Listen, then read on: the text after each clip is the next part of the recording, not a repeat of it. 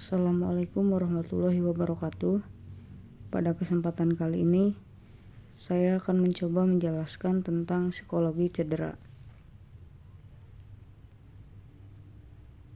Yang pertama adalah pengertian psikologi cedera. Cedera psikologis mengacu pada kondisi psikologis atau kejiwaan yang dapat menyebabkan gangguan pada psikologi seseorang. Cedera psikologis ini dianggap sebagai gangguan mental, penderitaan, kerusakan, gangguan atau disfungsi yang disebabkan seseorang sebagai akibat langsung dari beberapa tindakan atau kegagalan untuk bertindak oleh beberapa individu. Biasanya, cedera ini mungkin melibatkan gangguan stres, cedera otak traumatis, gegar otak, nyeri kronis, atau gangguan yang melibatkan suasana hati atau emosi, seperti depresi, kecemasan, ketakutan, atau fobia, dan gangguan penyesuaian. Jadi penting bagi seorang pelatih mengetahui Jenis-jenis cedera. Jenis-jenis cedera yang sering terjadi saat olahraga diantaranya: yang pertama, ada cedera otot pada pergelangan kaki. Pergelangan kaki yang terkilir atau cedera adalah salah satu kejadian yang paling banyak ditemui dalam olahraga. Biasanya hal ini disebabkan oleh peregangan berlebihan atau robekan pada urat pita jaringan yang menghubungkan satu tulang dengan tulang lainnya. Cedera ini biasanya terjadi ketika sedang berlari atau berjalan di permukaan yang tidak rata. Yang kedua, cedera tulang kering.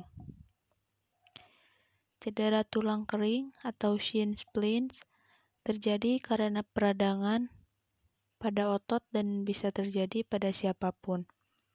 Cedera ini ditandai dengan rasa nyeri pada betis dan tulang kering bagian atas.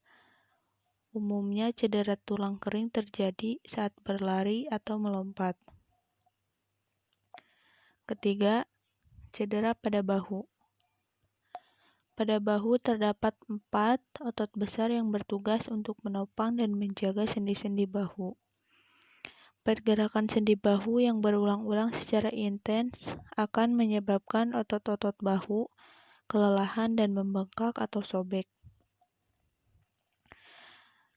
Bahu adalah bagian yang rawan cedera apabila saat melakukan olahraga seperti berenang, push up, atau bulu tangkis, di mana sendi bahu menjadi tumpuan pergerakan pada bagian lengan. Yang keempat, ada cedera pada lutut. Jenis cedera olahraga ini bisa terjadi karena kecelakaan seperti jatuh dan terbentur, atau karena gerakan yang tak lazim dan terlalu lama menggunakan lutut sebagai tumpuan. Cedera lutut sering juga terjadi pada atlet lari, sepak bola, basket, dan olahraga cabang atletik yang banyak bertumpu pada lutut. Biasanya ditandai dengan rasa nyeri pada tempurung lutut yang disertai dengan bunyi seperti retakan atau patahan. Selanjutnya, cedera pada siku. Cedera siku terjadi karena peradangan otot yang terus-menerus digunakan untuk bergerak dan menahan beban. Cedera ini pun akan terasa sakit ketika menggerakkan dan mengangkat lengan atau tangan. Selanjutnya, ada cedera Achilles tendon. Cedera ini akan menimbulkan rasa nyeri pada tumit atau betis yang disebabkan oleh robeknya tendon. Jenis cedera ini biasanya terjadi pada otot tumit hingga betis. Olahraga seperti sepak bola, basket, voli, dan lari bisa meningkatkan risiko mengalami Achilles tendinitis. Dan yang terakhir, ada cedera pada hamstring.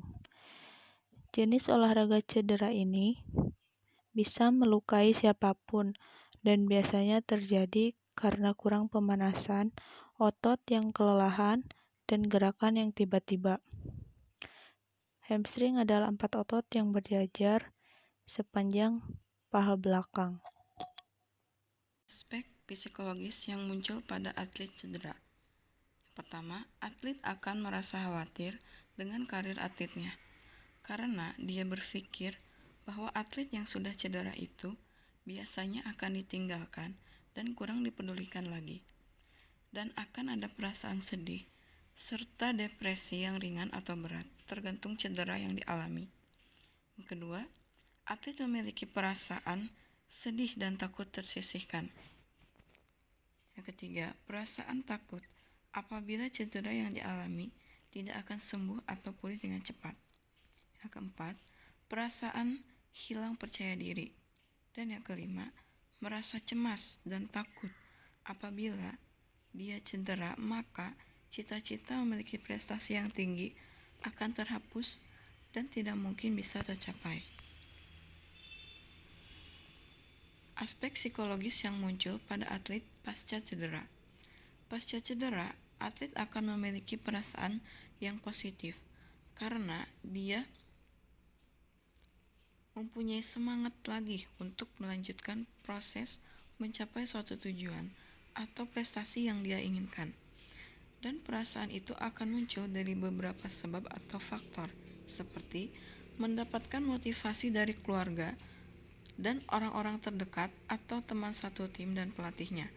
Seorang atlet dapat memotivasi dirinya sendiri karena tujuan yang ingin dicapai, semangat untuk kembali ke tim atau kegiatan atlet, dan bertemu dengan teman-teman. Akan tetapi, tidak semua atlet memiliki perasaan yang positif pada dirinya sendiri pasca cedera. Banyak juga atlet yang berpikir negatif pasca cedera, seperti sulit mengembalikan performa terbaiknya, seperti saat sebelum cedera. Saat berlatih akan mudah lelah dan jenuh, dan tidak adanya motivasi dari keluarga atau orang terdekat. Dan itu juga dapat mempengaruhi psikologi atlet yang pasca cedera, sehingga kehilangan semangat. Jenis-jenis rehabilitas fisik. Jenis yang pertama, penanganan nyeri. Cara untuk meredakan rasa nyeri pada cedera bisa menggunakan obat seperti paracetamol, histamin, aspirin, ataupun dengan penggunaan alat seperti pemberian sinar inframerah dan tapping. Yang kedua, fleksibilitas otot dan sendi. Cara untuk meregangkan otot dan sendi agar membantu dan menjaga kelentukan saat cedera bisa dengan stretching statik, stretching dinamis, ataupun PNF dengan bantuan orang lain. Yang ketiga, ketahanan dan kekuatan. Cara untuk menjaga, meningkatkan daya tahan otot dan power otot sehingga otot menjadi lebih kuat untuk melakukan segala aktivitas. Bentuk latihannya seperti plank, push up, dan squat.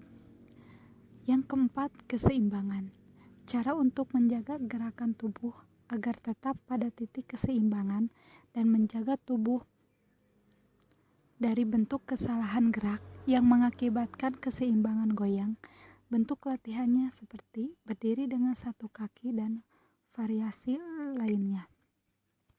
Yang kelima, fungsional, yakni melakukan suatu gerakan ringan bisa dalam bentuk bayangan yang menuju pada teknik kecabangan olahraga.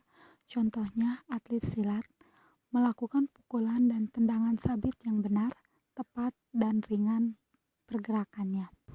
Yang keenam, penggunaan alat bantu. Cedera sangat mengganggu aktivitas gerak tubuh. Untuk menanganinya, dapat menggunakan alat bantu seperti pelindung lutut dan engkel. Penanganan psikologis atlet pasca cedera. Jenis cedera, patah tulang kaki.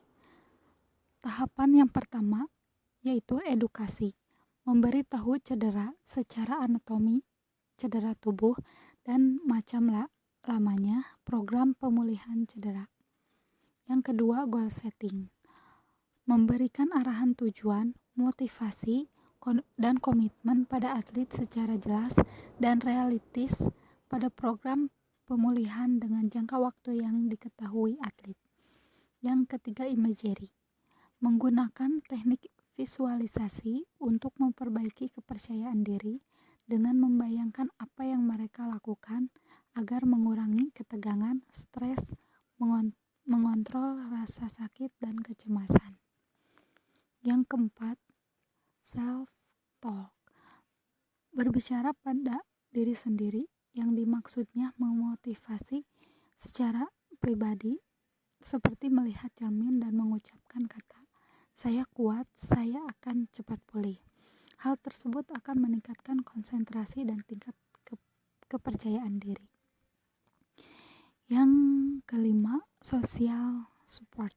Tim dokter cedera, pelatih, orang tua, dan rekan atlet harus membantu atlet yang cedera, baik bantuan motivasi atau hal yang membuat atlet yang cedera selalu optimis cepat sembuh. Itulah yang dapat kami sampaikan dan kami jelaskan. Mohon maaf apabila ada kesalahan. Dan terima kasih atas perhatiannya. Wassalamualaikum warahmatullahi wabarakatuh.